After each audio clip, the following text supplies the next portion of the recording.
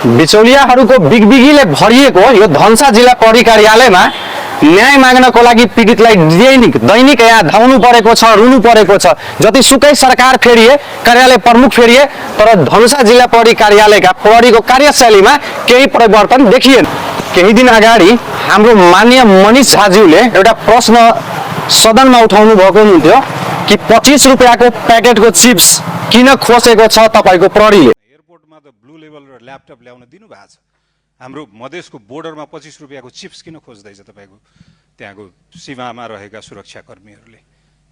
उहाँलाई म जानकारी गराउँ कि त्यो तपाईको 25 रुपैयाँको चिप्सवाला व्यक्ति प्रहरीसँग सेटिङ बिना नै लिएर आएको होला, त्यही भएर खोसिएको थियो। यदि सेटिङ गरेको भए 25 रुपैयाँको प्याकेटको चिप्स मात्रै हैन मान्यज्यू, एउटा ट्रक भरेर चिप्स पनि तपाईको घरसँग पुर्याइदिने ठाउँ मैले हेरेको छु है। र त्यसको प्रमाण मसँग नमाग्नु होला, तपाईकै मतदाता, तपाईकै क्षेत्रमा भएका मतदाताहरूलाई गएर, बोर्डर वरिपरिका मतदाताहरूलाई गएर भेट्नुस्, उहाँसँग तपाईले प्रमाणै भेट्नुहुन्छ। आज म यो कुरा उहाँलाई भेटेर पनि म जानकारी गराउन चाहिरहेको थिएँ, तर केही कारणवश उहाँ हाम्रो पडोसी मुल्क चाइनामा केही प्रोग्राममा व्यस्त हुनुहुन्छ, नभए उहाँसँग भेटेरै यो कुरा गरिन्थ्यो होला। बिचौलियाहरूको बिगबिगीले भरिएको यो धनुषा जिल्ला प्रहरी कार्यालयमा न्याय माग्नको लागि पीडितलाई दैनिक यहाँ धाउनु परेको छ, रुनु परेको छ। जतिसुकै सरकार फेरिए, कार्यालय प्रमुख फेरिए, तर धनुषा जिल्ला प्रहरी कार्यालयका प्रहरीको कार्यशैलीमा केही परिवर्तन देखिएन। कुरा कहाँबाट उठ्छ भनेदेखि हेर्दा हेर्दै जीप्रका धनुषाको एउटा नयाँ काण्ड गइरहेको छ।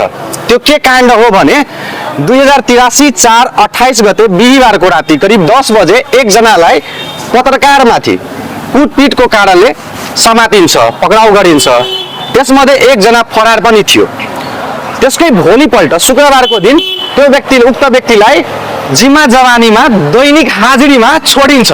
अब समस्या कहाँ छ भनेदेखि त्यो उक्त व्यक्तिको समातिएको व्यक्तिको नाम, थर र वासस्थान, जिम्मा जवानीमा लिएका व्यक्तिको नाम, थर र वासस्थान र फरार भएका व्यक्तिको पनि नाम, थर र वासस्थान अहिलेसम्म जिल्ला प्रहरी कार्यालयतिर छैन। अब यो गल्ती कसको हो र यसलाई कसरी ठिक बनाउने त्यसको पनि कुरा प्रमुखज्यूसँग गरौँला। तर यहाँका प्रमुखज्यूलाई एसीबाट बाहिर निस्किने फुर्सद छैन। पत्रकारगणलाई केही राम्रो काम भयो, कोही समातिए भने मात्रै समय दिन्छ।